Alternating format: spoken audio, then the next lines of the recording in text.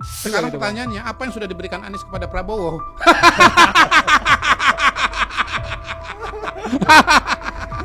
Anies itu cuma menerima saja dari Pak Prabowo, tidak pernah memberi. Diberikan dukungan untuk jadi calon gubernur, diberikan bantuan untuk jadi gubernur terpilih. Bisa terpilih sebagai gubernur Jakarta. Karena gubernur Jakarta bisa punya panggung ke nasional, bisa jadi calon presiden. Kok di debat terbuka gitu tega-teganya ngasih angka 11 dari 100 alias 1,1 kepada Pak Prabowo. Ya wajar kalau Pak Prabowo tersinggung. Saya ulang ya, apa yang sudah diberikan, ini mana nih kamera ya? Tolong anak Abah, jawab apa yang sudah diberikan oleh Anies kepada Prabowo. Nggak ada. Gitu. Sorry Tapi kan ya. sorry ya, itu bisa jawab. Iya. Itu jawaban anak Abah. Sorry. Iya, enggak, itu jawabannya Prabowo. Sorry ya gitu. Terus kan etika apa dibilang? Etika endasmu. Suruh dia jawab sendiri. Makasih ya. Saya nggak level untuk dijawab. 28 tahun. Dibandingkan, nggak tahu dibandingkan. Permasalahan di Indonesia itu tertinggal 128 tahun, berada di tingkat 72 dari Tapi kalau 77. Dengar apa yang dikatakan mahasiswa-mahasiswa tadi, rasanya kita nggak tertinggal tuh, anak-anak itu cerdas-cerdas, kritis-kritis dan punya wawasan yang cukup luas gitu. Jadi usul saya teman-teman, jangan cepat-cepat memangkas percaya diri bangsa ini. Kita paling hobi memangkas percaya diri bangsa kita. Betul-betul kita seringkali begitu. Kenapa? Bangsa kita ini ada 280-an juta orang. Begitu masuk pendidikan, tidak lebih dari 60 juta siswa. Semua yang sifatnya populasinya besar, bila Anda ambil mediannya, Anda ambil rata-ratanya, pasti turun. Tapi coba Anda bilang gini, ini Pak profesor di kampus, kalau ngajar, kira-kira Prof, ketemu dengan 25% anak yang rajin, kerja keras, tidak perlu didorong, sudah langsung kerja keras. Ketemu 25% lagi yang harus didorong gitu. Terus ketemu 50% yang di tengah tuh. Betul ya Prof, kira-kira gitu kan? Itu ambil 25% aja. 25%. Bayangkan kalau dari 60-an juta siswa di Indonesia, ambil 20%, 25%, itu seperempatnya kira-kira. Seperempatnya siswa itu berarti kira-kira jumlahnya 15 juta. Itu seluruh siswa Indonesia yang high achiever, yang kerja keras, yang berprestasi, yang punya motivasi tinggi, itu kira-kira 15 juta. Itu 3 kali lipat seluruh penduduk Singapura. Lebih banyak daripada seluruh siswa yang ada di Malaysia. Jadi kita nggak akan tumbang dalam kompetisi global. Kita punya anak-anak yang dahsyat. Ini cara pandang teman-teman.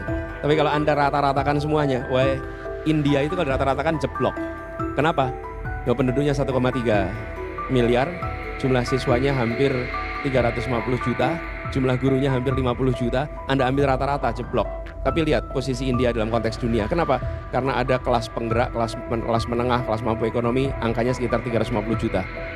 Dan kemudian ini yang menjadi penggerak mesin. Jadi saya ingin, ya Indonesia punya PR soal pendidikan, kita punya PR juga soal kesehatan, kita punya PR soal infrastruktur, tapi jangan sekali-sekali pangkas percaya diri bangsa kita. Kita harus jaga percaya diri bangsa kita. Jangan dipangkas. Jadi itu komentar saya. Lalu tantangan kita benar sekali tadi, kita sebenarnya distribusi guru yang tidak merata. Ada tempat yang kelebihan guru, ada tempat yang kekurangan guru. Dan ini yang harus didistribusikan secara lebih baik. Lalu status guru, banyak sekali guru yang tidak memiliki status kepegawaian yang menenangkan, disebut dengan guru honorer. Ini harus dibereskan. Dan ini salah satu rencana kita, membereskan agar persoalan guru honorer bisa diselesaikan supaya mereka bisa berkonsentrasi mengajar, agar mereka tidak terlalu harus membagi pikiran antara mengajar dan mencari penghidupan, sehingga mereka bisa fokus. Dan kuncinya, saya setuju dengan apa yang dikatakan ya tadi, bahwa kuncinya itu adalah meningkatkan kualitas guru, kualitas kepala sekolah. Jadi teman-teman sekalian, kualitas kepala sekolah akan menentukan kualitas sebuah sekolah. Sama seperti perusahaan, kepemimpinan CEO itu mewarnai kinerja CEO-nya. Kepemimpinan organisasi sangat ditentukan kualitas ketuanya. Begitu juga dengan sekolah. Kepemimpinan kepala sekolah ditingkatkan, kualitas guru ditingkatkan. Nah, ini yang harus difokuskan dan ini rencana kami kerjakan. Seringkali kita fokusnya pada mengganti kurikulum, mengganti buku. Ini buat yang pada sekolah di sini, pada kuliah. Suka mata pelajaran karena bukunya atau karena gurunya? Gurunya, hampir selalu karena gurunya. Dan guru itulah yang membuat kita menjadi menyukai mata pelajaran. Karena itu konsentrasi pada peningkatan kualitas guru, sehingga guru-guru kita bisa mengajar lebih baik. Bila bukunya digonta-ganti terus, itu menarik secara proyek, tapi tidak berdampak besar pada peningkatan kualitas pendidikan kita. Jadi jangan habiskan energi di situ. Seperti begini teman-teman, kita mencoba menggunakan panah untuk menembak ke sebuah tempat. Panahnya meleset terus, tapi yang kita ganti adalah busurnya dan panahnya. Sementara pemanahnya tidak pernah ditingkatkan kemampuan memanahnya.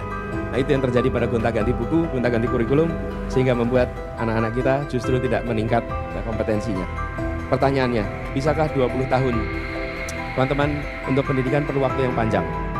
Teman-teman pernah dengar World Economic Forum? Pernah ya? WEF. Pernah dengar World Economic Forum? World Economic Forum itu pertemuan tahunan di bidang ekonomi, diselenggarakan di Swiss. Pertemuannya itu setiap tahun, setahun sekali. World Economic Forum.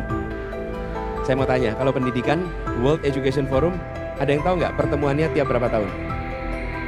Tiap 15 tahun. Oke? Ketika kita komit mau melakukan sesuatu, sedunia melaksanakan 15 tahun kemudian kita tunggu untuk bertemu lagi. Kalau World Economic Forum ketemu tahun ini, tahun depan ketemu lagi. Kenapa? Karena kebijakan ekonomi bisa dikerjakan sekarang, dampaknya bisa dilihat beberapa bulan ke depan, dalam satu quarter dievaluasi, dalam satu semester dievaluasi, dalam satu tahun dievaluasi, tahun berikutnya bikin langkah-langkah korektif lagi. Tiap tahun bisa. Tapi kalau World Education Forum itu diselenggarakan 15 tahun sekali. Jadi pertemuannya itu tahun 2000, 2015, nanti baru ketemu lagi tahun 2000. Nah, kita bangsa Indonesia itu inginnya kalau bikin kebijakan pendidikan minggu depan kelihatan hasilnya. Kepengen 5 tahun kelihatan hasilnya. Semua yang bergerak di bidang pendidikan tahu persis bahwa melakukan intervensi pendidikan itu perlu waktu yang panjang. Karena itu jangan diotak-atik dan digonta-ganti sepanjang perjalanan. Karena itu yang membuat kebijakan kita tidak akan pernah bisa mencapai yang diinginkan. Izinkan itu jalan konsisten bertahun-tahun. Baru nanti kita, nah jadi sekalian teman-teman, pertanyaan 20 tentu akan perlu waktu lebih panjang. Tapi jangan pernah pesimis. Bila ini dikerjakan serius, maka kita bisa tuntaskan lebih cepat. Tapi bila tidak serius, pasti akan lebih lama. Gitu ya. Halo teman-teman, berjumpa kembali bersama saya di Politik Dangi. Kita sudah melihat bagaimana kerasnya Kodari selalu menyindir Anies ya. Dan kalau kita lihat Kodari ini teman-teman itu buzzernya penguasa ya. Dulu sih Kodari ini pengamat politik dan ujung-ujungnya menjadi buzzer juga teman-teman. Dan akhirnya sekarang dia mendapat jabatan ya, jabatan yang dia kejar dengan membela penguasa teman-teman. Tapi ya seperti itulah ya, kerjaan Kodari ini selalu mengaung-ngaung supaya citra ataupun nama Anies itu menjadi buruk dan tidak dipercaya masyarakat ya.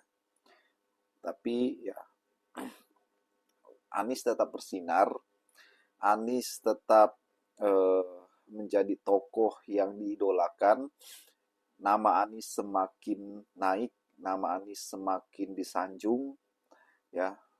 Banyak yang mengira bahwa Anies itu tenggelam ya, Anies itu tidak ada panggung. Itu salah.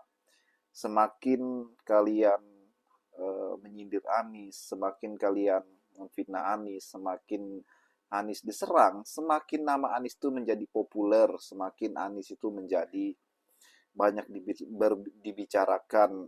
Anies menjadi buah bibir yang dimana-mana itu dibahas ya.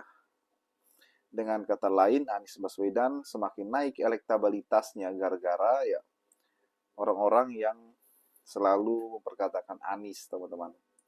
Dan Anies dikenal banyak orang gitu ya daripada Kodari. Dan yakinlah bahwa suatu saat ya Anies Baswedan bakal menjadi pemimpin di negara ini teman-teman. Bagaimana menurut kalian teman-teman? Kita diskusi di kolom komentar ya. Sampai jumpa lagi di video berikutnya. Salam.